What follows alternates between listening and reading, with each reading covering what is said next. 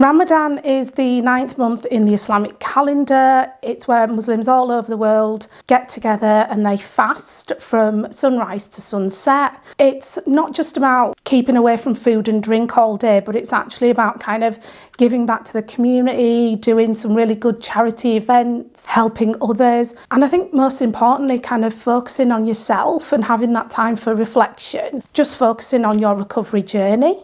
My top 5 tips really would be to have lots of practice runs before the month starts. It's a good idea to kind of reduce your use, to understand your urges, triggers, any cravings that are happening, just to kind of see where you are with your tolerance levels, which means then you can speak to your GP and RC and put plans in place to feel better physically and psychologically. I think the most important thing about doing a practice run before Ramadan begins is to just really take time to rest, reflect and review and have that conversation with your RC so that there's plenty of time to start Ramadan in a way where you just feel fully prepared. Tip number 2 would be to set realistic goals, not being too hard on yourself, and remember that if you lapse, you can just reflect and just start again. Be around people who can motivate you.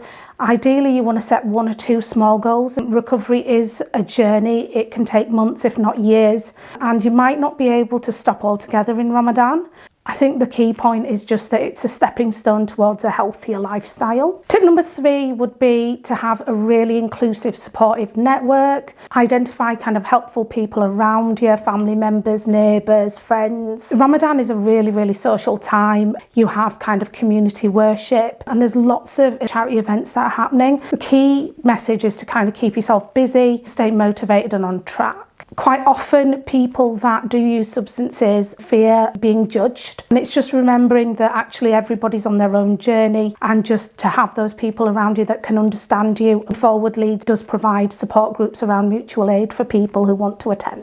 Tip number 4 would be looking at coping strategies with your RC. Remember the RRRs and be aware of unhelpful and negative thoughts and learn to accept them without being hard on yourself. Ramadan is a really blessed but really, really tiring month. Rest, take it slow and think about what other things you can do instead to divert your thoughts away from it. Again, I'd say speak to your GP and your recovery coordinator around any medication that you're taking and if it's safe to reduce these. Tip number 5 is relapses and rewards. There will be people that might not be feeling very sociable and quite isolated or feel lonely. It's about reaching out to your support group. Ramadan is for everyone and everybody has their own battles that they're dealing with. If you relapse, I think the biggest message is just get back on it and replace it with a good thought or a good deed.